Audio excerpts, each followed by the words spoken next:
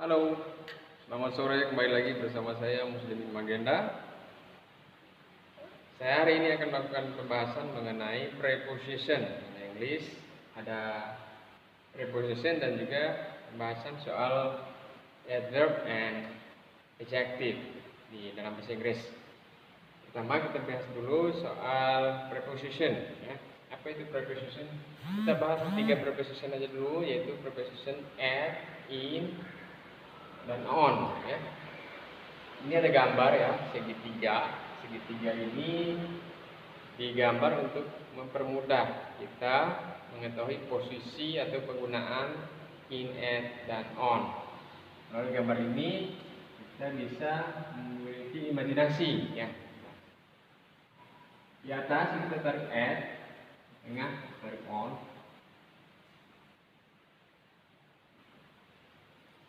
Nah, dari segitiga di atas, at berada di posisi paling atas yang paling sempit ya.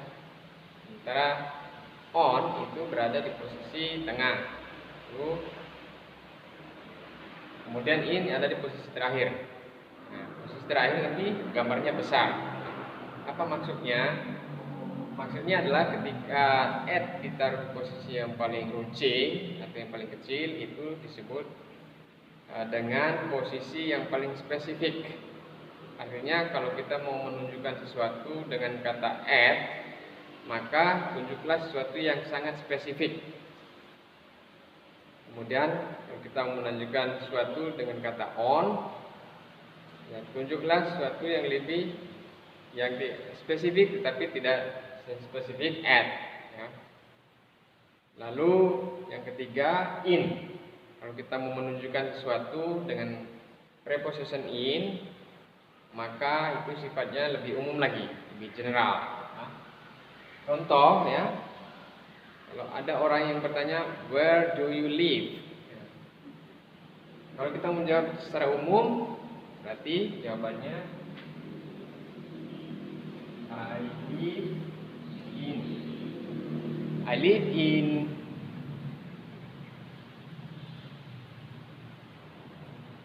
I live in Mataram. Itu jawaban yang sangat umum ya. Jadi in penggunaannya untuk tempat-tempat atau keterangan tempat sesuatu yang umum ya. Bagaimana dengan on? Ayo kita jawab dengan si on. I live on. Jadi kita jawabnya dengan cara yang lebih spesifik dari in ya. On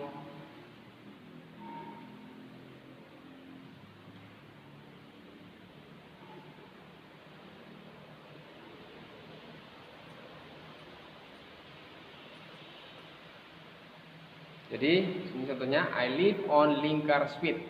Lingkar Street. Lingkar Street itu adalah jalan lingkar ya.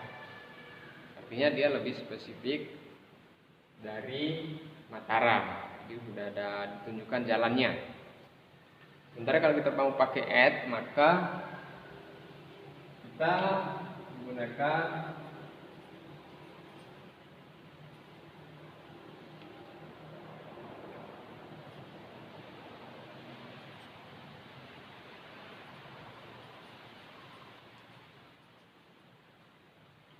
kalau at lebih spesifik lagi ya. Lebih spesifik. Contohnya itu ya. I live at 25th Lingkar Street ya. Jadi saya tinggal di Jalan Lingkar nomor 25 ya. Oke, itu lebih spesifik. Itu contoh penggunaan preposition at, on, dan in dalam bahasa Inggris. Bagaimana dengan contoh lain? Bagaimana dengan waktu?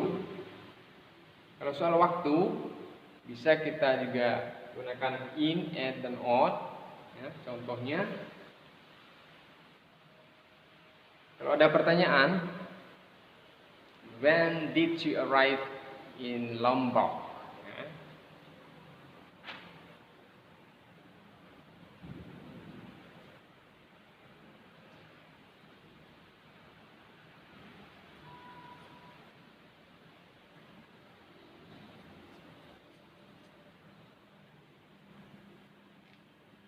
Kalau mau pakai in berarti I arrived in Lombok in 1999. Contohnya itu umum sekali ya. Bagaimana kalau on?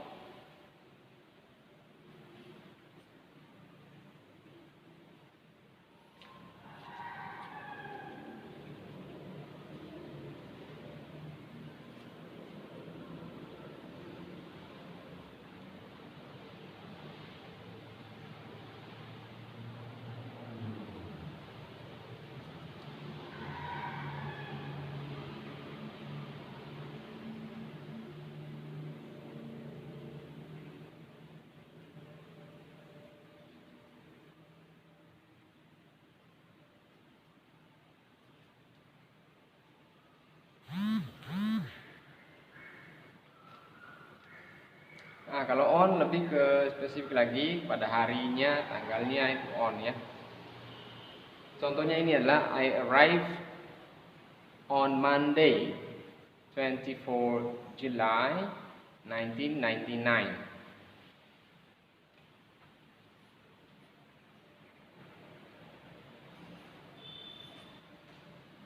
Nah, kalau at itu lebih spesifik lagi, sangat spesifik, sangat jelas. Sampai jamnya gitu ya.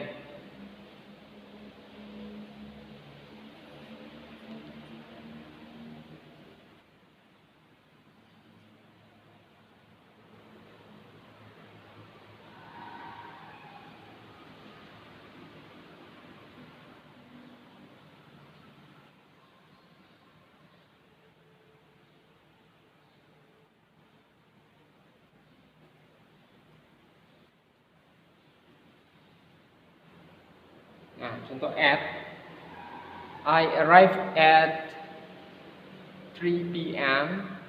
on 24 July 1999. Sangat spesifik sekali. Jadi posisinya jelas ya. Perbedaannya jelas sekali. Jadi kalau at itu posisinya sangat sempit ya.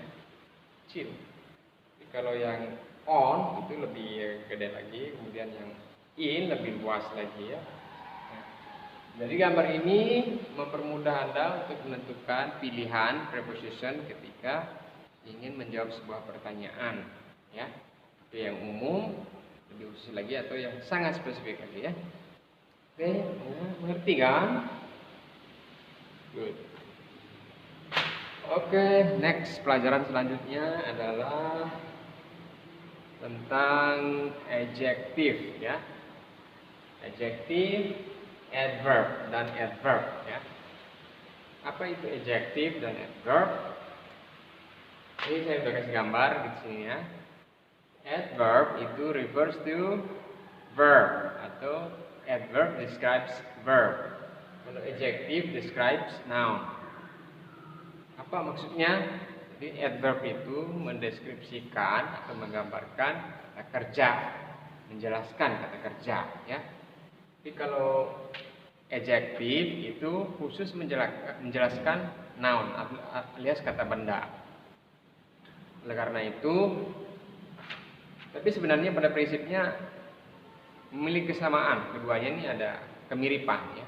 Hanya saja penggunaannya berbeda, fungsinya beda. Contohnya ini ya, adverb itu quickly. Kalau adjektifnya quick. Kalau adverbnya slowly, slowly.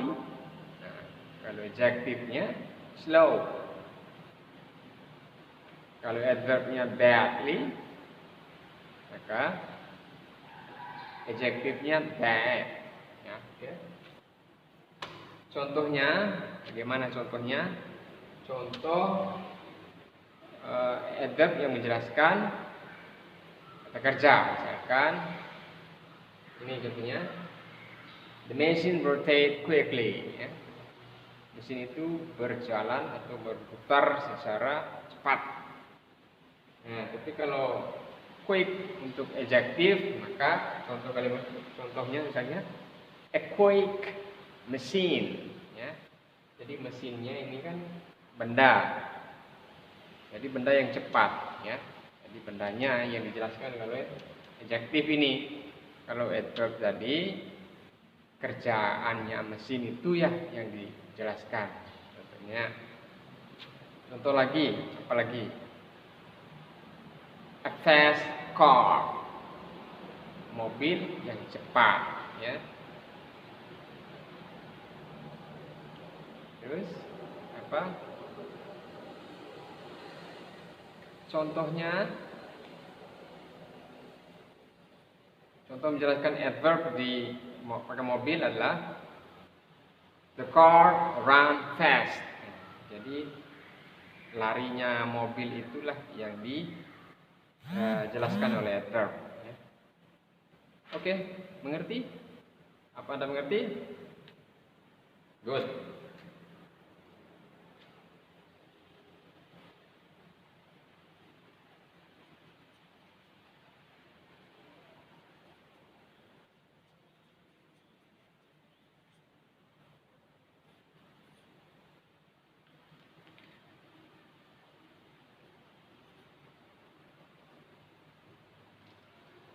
Nah, khusus untuk adverb itu ya.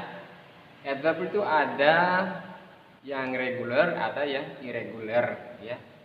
Yang regulernya itu selalu menggunakan akhiran ly di sini, ly ya.